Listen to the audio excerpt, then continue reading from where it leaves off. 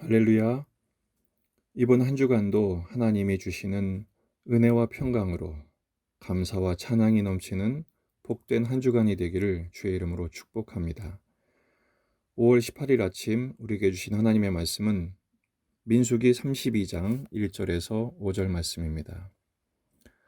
루벤 자손과 갓 자손은 심히 많은 가축대를 가졌더라. 그들이 야셀 땅과 길르앗 땅을 본즉 그것은 목축할 만한 장소인지라.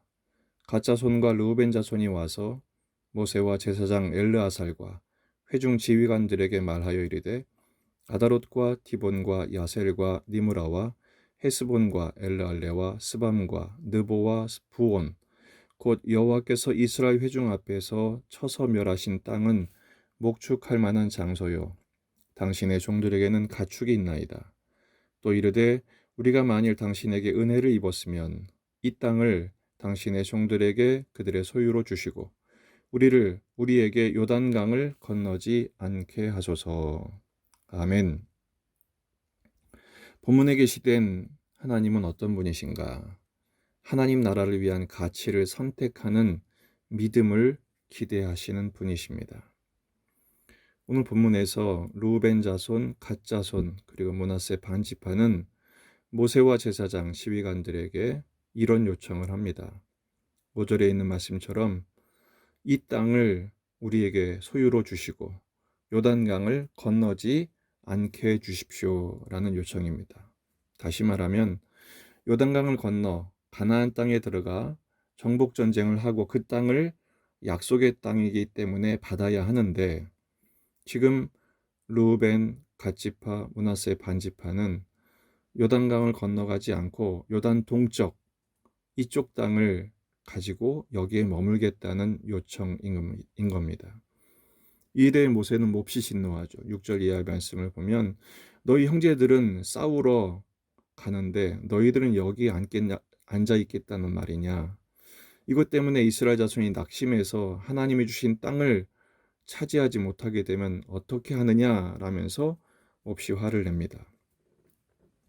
바로 가데스 바네아에서 10명의 정탐꾼들이 이스라엘 백성들을 낙심하게 해서 광야 1사대가 가나안 땅에 들어가지 못하게 된 사건이 반복될까 봐 모세는 몹시 지금 진노하고 있는 것입니다. 이것 때문에 또 국론이 분열되고 하나님 나라의 일정에 차질이 생기면 안 되기 때문에 그렇죠.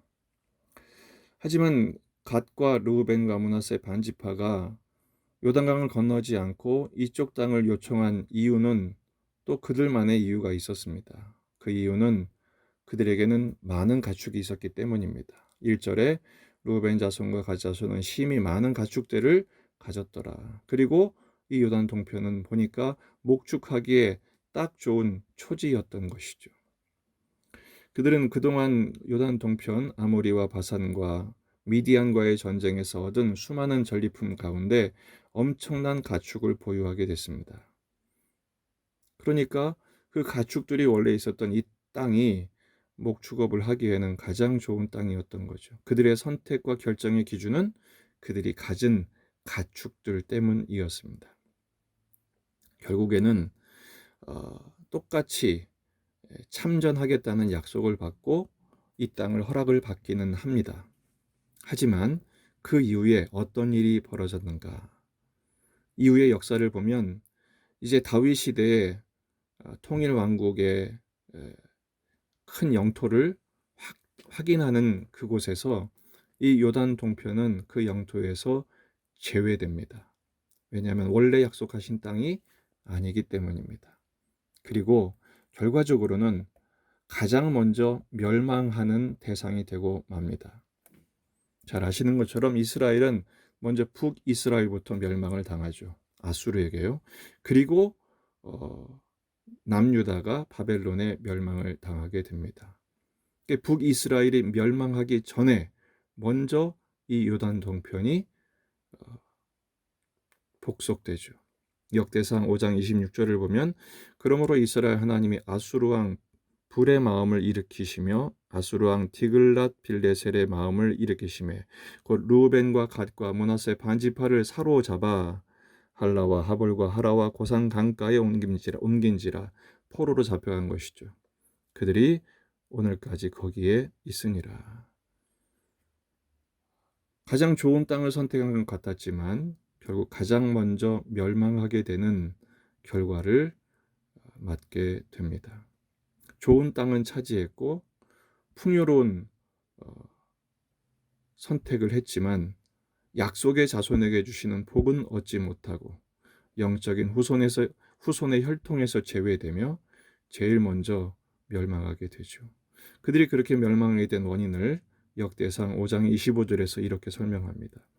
그들이 그들의 조상들의 하나님께 범죄하여 하나님이 그들 앞에서 멸하신 그 땅 백성들의 신들을 간음하듯 섬긴지라. 좋은 환경을 선택했고 경제적인 풍요를 선택했지만 결과적으로 그것이 복은 아니었다는 것입니다.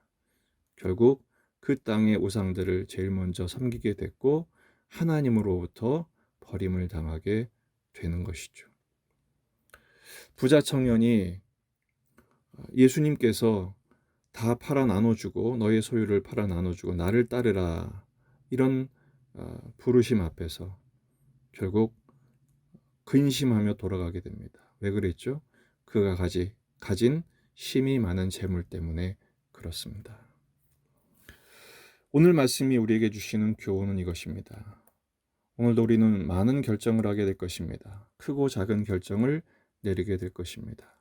그 모든 선택과 결정의 기준이 뭐냐라는 것이죠. 지금 이 요단 동편의 두 지파 반지파들은 그들의 가축대, 그들이 가진 것을 기준으로 선택을 했습니다. 여러분은 이 결정의 순간에 무엇을 기준으로 선택하십니까?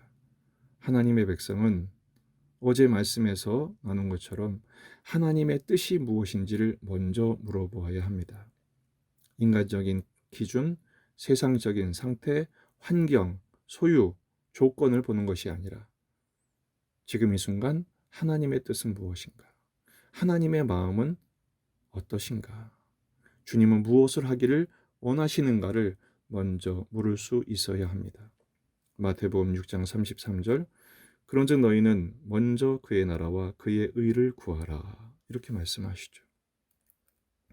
마가복음 10장 29절 30절에서도 예수께서 이르시되 내가 진실로 너희에게 이르노니 나와 복음을 위하여 집이나 형제나 자매나 어머니나 아버지나 자식이나 전토를 벌인 자는 현세에 있어 집과 형제와 자매와 어머니와 자식과 전토를 100배나 받되 박해를 겸하여 받고 내세의 영생을 받지 못할 자가 없느니라. 오히려 하나님 나라와 복음을 위해서 이 세상의 것을 차선으로 여길 때 하나님 우리에게 우선으로 모든 것들을 책임져 주신다는 말씀을 하고 있는 것입니다. 또 한 가지 교훈은 하나님의 뜻이 무엇인지를 알았을 때 그 하나님의 뜻을 위하여 세상의 것을 버리는 믿음을 가져야 합니다. 그것이야말로 진정한 용기이지요. 이 루벤 자손, 갓 자손, 므낫세 반지파는 하나님 나라를 위하여 자신의 것을 비우는 일에 실패했기 때문에 제일 먼저 망한 사람들이 되고 말았습니다. 사탄의 전략은 매우 정교합니다. 말도 안 되는 것으로 유혹하지 않고 이 세상의 좋은 것으로 유혹하고 도전합니다. 그래서 가장 좋은 것, 하나님의 뜻, 하나님의 축복을 보지 못하게 하지요. 우리는 하나님의 나라와 하나님의 비전을 위해서 나의 것을 비울 수 있는 믿음의 용기가 있어야 합니다. 마태복음 16장 24절 예수께서 제자들에게 이르시되 누구든지 나를 따라오려거든 자기를 부인하고 자기 십자가를 지고 나를 따를 것이니라. 오늘 말씀의 결론은 이것입니다. 예수님이 내게 주신 십자가를 선택할 수 있는 믿음을 주옵소서. 그리고 이 십자가를 끝까지 붙들게 하옵소서. 세상 셈법이 아닌 하나님 나라의 셈법, 영적인 안목에 눈이 열리게 해달라고 기도해야 할 것입니다. 요즘 그리스도인들조차도 세상 가치, 세상 셈법으로 숫자적인, 양적인, 현실적인 선택에 머물 때가 참 많습니다. 먼저 하나님의 나라와 의를 구할 때 그리하면 이 모든 것을 너에게 더하시리라 라는 약속의 말씀을 확신하고 믿어야 합니다. 믿음대로 선택할 때 그렇게 응답하시고 말씀대로 책임져 주실 줄 믿는 것이죠. 크고 작은 결정을 오늘도 우리는 많이 하게 될 것입니다. 그 순간 어쩔 수 없이 현실에 밀려서 그동안 해오던 대로 본능적으로 반응한 것이 아니라, 현실적으로 반응하는 것이 아니라 믿음으로 선택하고 결정할 수 있는 하나님의 사람들이 되시기를 바랍니다. 주님의 나라와 의를 위하여 선택할 때 하나님께서 그 하나님 나라와 의로 책임지시고 인도하실 것입니다. 비록 이 순간 손해처럼 보인다 할지라도, 비록 이 순간 내 마음에 차지 않는다 할지라도 하나님께서 우리를 먹이시지 않겠습니까? 채우시지 않겠습니까? 책임지시지 않겠습니까? 주님은 말씀대로, 약속대로 이루시는 분이십니다. 긍휼과 은혜가 풍성하신 하나님께서 하나님의 나라를 위해 모든 것을 버릴 때 우리에게 가장 좋은 것, 바로 예수 그리스도와 성령의 은혜 안에서, 그리고 말씀의 능력으로 하나님의 풍성하신 은혜로 우리를 인도하실 것입니다. 광야에서도 그렇게 풍성히 먹이셨는데 우리의 삶도 다르지 않을 것입니다. 그 은혜를 바라보며 하나님의 뜻을 묻고 하나님의 말씀으로 확인하며 기도함으로 하나님의 뜻을 선택하고 결정하며 순종하는 복된 날이 되시기를 주의 이름으로 축복합니다.